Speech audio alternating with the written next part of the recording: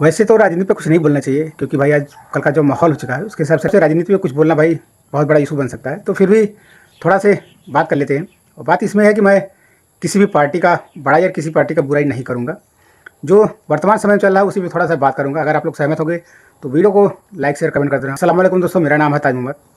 तो जो रिसेंटली भाई अपने देश में घटनाएं हुई, चाहे वो सोनम वांगचुक को लेकर गिरफ्तारी हो, लद्दाख की जो घटनाएं फिलहाल सामने होकर आई हैं, बिहार में जो घटनाएं हो रही हैं, लाठीचार्ज हो रहे हैं भाई, और जो बरेली में अभी फ़िलहाल जो घटना हुई है, और जो मणिपुर में हो रहा है, जो असम में हो रहा है, जगह जगह से ऐसे घटनाएं देखने को मिल रही भाई कि जगह जगह प्रदर्शन हो रहे हैं। तो इन सब का कारण क्या है भाई? है कि जिसे जनता में असंतोष फैल गया है, जिसके लिए सब सड़कों पर उतर रहे हैं, सरकार के खिलाफ नाराज़गी दिखा रहे हैं। तो सरकार की भी जिम्मेदारी बनती है कि वो इन घटनाओं को भाई सीरियस ले और इसका समाधान निकाले कि लद्दाख में ऐसा क्यों हो रहा है, आखिर लद्दाख में जो हो रहा है तो उसका समाधान करे। बिहार में जैसे हो रहा है कि प्रोटेस्ट कर रहे हैं नौकरी के लेके और बेरोजगारी के लेकर, तो भाई इस पर ध्यान दे कि बेरोजगारी इसमें क्यों आ रही है, क्या कारण इतना बेरोजगारी हो रहा है, क्यों हो रहा है, युवा परेशान हो रहे हैं, हर समय पे पेपर लीक हो जा रहा है। तो इन सब घटनाओं पे सरकार को ध्यान देने वाली चीज़ है, ना कि भाई लाठीचार्ज करना और छात्राओं के साथ ज़बरदस्ती करना। तो ये कतई गलत है। तो इसके लिए सरकार को समाधान करना चाहिए ताकि नौकरी निकाले, ज़्यादा से ज़्यादा भाई इंतजाम ऐसा करे कि लोगों को रोज़गार मिले, लोग अपने रोज़गार में लगे रहे। तो ऐसी घटनाएं देखने के लिए नहीं मिलेगा। तो ज़्यादा से ज़्यादा सरकार को इस चीज़ पर ध्यान देना चाहिए, ना कि लाठीचार्ज और वगैरह पर ध्यान चाहिए।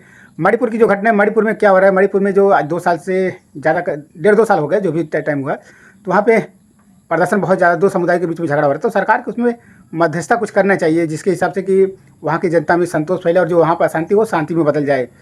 और बिहार से, मणिपुर से या असम से जो भी है, सभी से सरकार से नाखुश हैं। तो सरकार को चाहिए कि सरकार इसके लिए समाधान करे। तो ये जो सवाल हम सरकार से पूछ सकते हैं, ना कि जो विपक्ष में बैठे हैं या कोई और उससे सवाल पूछ सकते हैं।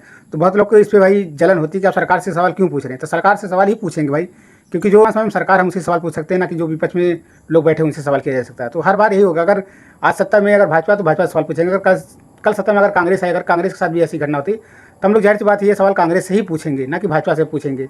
तो हर बार ऐसा ही होगा, अगर जो सत्ता में रहेगा उसी सवाल पूछा जाएगा, क्योंकि समाधान उसी संभाल सकते हैं।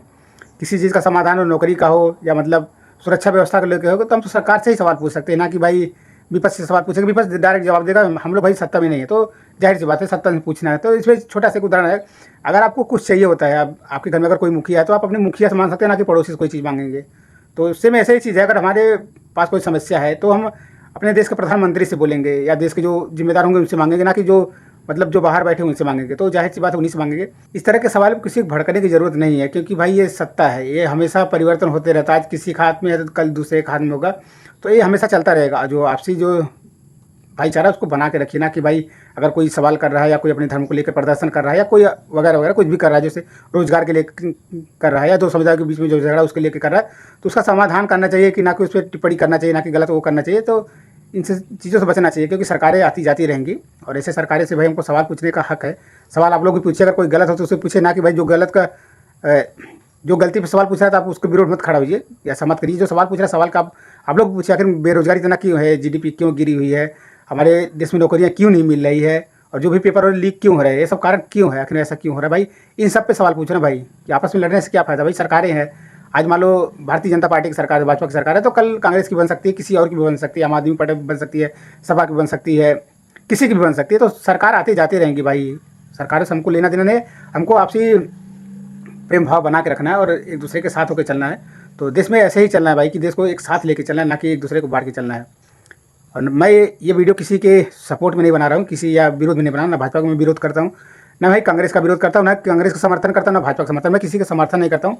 बस जो है गलत है तो गलत ही कहना पड़ेगा, जो सही है तो सही को सही कहना पड़ेगा। तो आप लोग भी ऐसा करें। सोशल मीडिया पे जो बहुत सारे आजकल हो रहे हैं, तो ऐसा नहीं होना चाहिए। अगर कोई रोजगार को लेकर कुछ कर रहा है, कोई अपने धर्म को लेकर कर रहा है या किसी को भी लेकर कर रहा है, तो सरकार सवाल पूछ रहा है, तो आप उसमें जवाबदेही ना बने। वो जवाबदेही सरकार का, सरकार उसमें जवाब दे, ना कि भाई जनता जवाब दे। तो आप लोग समझ गए होंगे कि जो सवाल हो रहा है सरकार से हो रहा है, आप लोगों से नहीं हो रहा है। जनता सवाल नहीं हो रहा कि जनता भाई बीच में गाली गलौज करने के लिए आ जाती है। तो आप लोग गाली गलौज करने के लिए उस पर ना आए कम से कम, क्योंकि ये जो सवाल है सरकार से सीधा सवाल है, आप लोगों को सवाल नहीं है। हाँ, आप लोगों को अगर टारगेट करके कोई कहता है या पूछता है, तो आपका जवाबदेही बनता है, आप उसमें कुछ कह सकते हैं, पूछ सकते हैं, ठीक है। बाकी ये जो आप लोग कोई अगर मान लो नौकरी के लोग कर रहा है, तो हाँ ये बहुत अच्छा किया, इनको लाठी चार्ज ऐसा होना चाहिए वैसा होना चाहिए। फिलहाल अगर आप उसकी जगह आप होते, अगर नौकरी आप मांगने जाते, अगर आपके ऊपर लाठी चार्ज हो जाए, या अपने आप धर्म को बचाने जा रहे हैं, आपको ऊपर लाठी चार्ज हो जाए, या जो भी ऐसी घटना अगर हो जाए, तो आपको कैसा लगेगा। तो वीडियो पसंद आए तो ज़्यादा से ज़्यादा लाइक शेयर और कमेंट कर देना। और भाई ये किसी के लिए हेट के लिए वीडियो नहीं था।